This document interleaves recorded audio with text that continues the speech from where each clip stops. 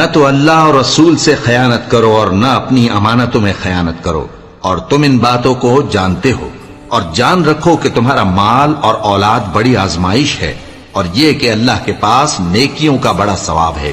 مومنو، اگر تم اللہ سے ڈرو گے تو وہ تمہارے لیے حق و باطل کا فرق ظاہر کر دے گا اور تمہارے گناہ مٹا دے گا اور تمہیں بخش دے گا، اور اللہ بڑے فضل والا ہے۔ اور اس وقت کو یاد کرو جب کافر لوگ تمہارے بارے میں چال چل رہے تھے کہ تم کو قید کر دیں یا جان سے مار دیں